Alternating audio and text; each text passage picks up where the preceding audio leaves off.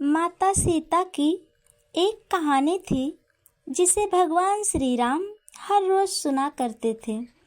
एक दिन भगवान श्री राम को किसी काम के लिए बाहर जाना पड़ गया तो माता सीता उदास होकर बोली, हे भगवान, मेरा तो 12 वर्ष का नित्य नेम है जिसे मैं आपको हर रोज सुनाती हूँ। आप बाहर चले जाएंगे तो यह कहानी किसे सुनाऊंगी? तब भगवान श्री राम जी ने कहा कि तुम कुएं के जगत पर जाकर बैठ जाना। वहाँ पर जो औरत पानी भरने आएगी उन्हें अपनी कहानी सुना देना। भगवान श्री राम जी के बाहर जाने के बाद माता सीता हर रोज कुएं के जगत पर जाकर बैठ जाती थी। एक दिन एक स्त्री पानी भरने के लिए वहां आई। वह रेशम की जड़ी वाली साड़ी पहनी थी और सोने का घड़ा लिए थी। सीता माता ने कही कि हे बहन, मेरी नित्य नेम की कहानी सुन लो। पर वह स्त्री बोली, मैं तुम्हारा नित्य नेम की कहानी सुनूंगी तो मुझे घर जाने में देर हो जाएगी, मेरी सास मुझे बोलेगी। यह कहते हुए चली गई, कहानी को नहीं सुनी। घर जाते ही उसकी रेशम की साड़ी फट गई, सोने का घड़ा मिट्टी का हो गया। सास ने देखा तो पूछने लगी कि एक किसका घड़ा अपने सर पर लेकर आ गई? बहू ने कहा कि कुएं पर एक औरत बैठी थी और उसने कहानी सुनने के लिए कहा, लेकिन मैंने ही उसकी कहानी को नहीं सुना, जिसका यह परिणाम मिला। बहू की बात सुनकर सास अगले दिन वही साड़ी और घड़ा लेकर सास कुएं के पास गई। सास को वही माता सीता बैठी मिली तो माता सीता ने कहा कि हे बहन, मेरी नित्य नेम की कहानी सुन लो। सास बोली कि एक बार की बात छोड़ो, तुम बार बार कहानी सुनाओ, मैं सुनूंगी। तब माता सीता ने कहानी को सुनाना शुरू किया।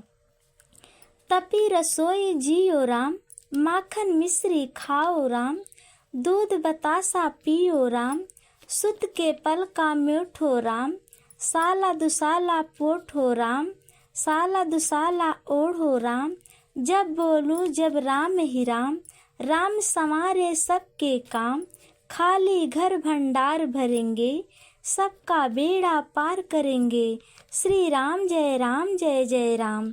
सास बोली, हे बहन, कहानी तो बहुत अच्छी लगी। कहानी सुनकर सास अपने घर चली गई। उसकी साड़ी पहले जैसी रेशम की जड़ी वाली हो गई, मिट्टी का घड़ा पहले जैसे सोने का हो गया। बहू देखते ही बोली, सासू माँ, आपने ये सब कैसे किया? सास ने कहा, बहू, तुम दोष लगा कर आई थी, मैं वही दोष उतार कर आई हूँ। बहू ने फिर पूछा कि वह कुएं वाली स्त्री कौन है? सास बोली कि वह कोई और नहीं बल्कि माता सीता थी। वह पुराने से नया कर देती है तो खजाने के भंडार को भर देती है, खाली भंडार को भी भर देती है।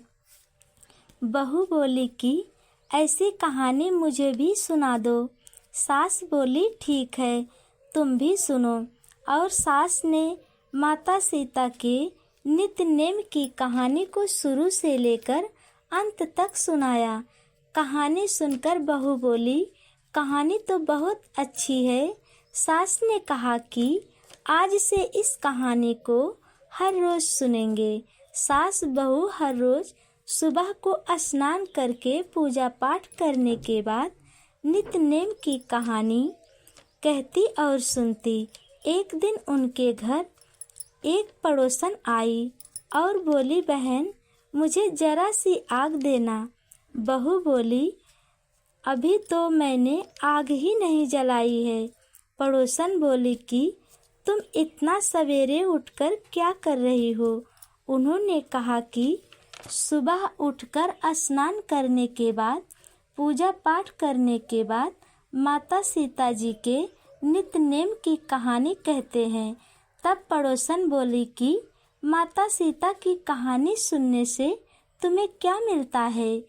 तब बोली कि इनकी कहानी कहने और सुनने से घर में धन दौलत से भंडार भर जाते हैं, सारे काम सिद्ध होते हैं, मन की हर मनोकामना की पूर्ति होती है।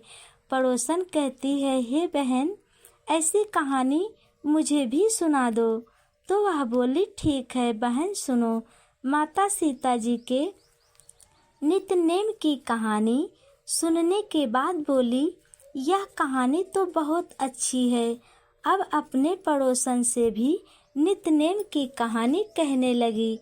कहानी कहने से सीता माता पड़ोसन के भी घर को धन दौलत से भर दिया। अब तो पूरे गांव में नित्य नेम की कथा होने लगी। हर किसी के सभी मनोकामना पूर्ण होने लगे। इसी तरह से माता सीता की नित्य नेम की कहानी को सभी लोग कहने लगे और सुनने लगे। माता सीता की कृपा से सभी लोग सुखी रहने लगे। जैसे माता सीता ने सबके घर को धन के भंडार से भर दिया, वैसे ही जो इस कथा को सुने और सुनाए, माता सीता सभी की हर मनोकामना को पूर्ण करें।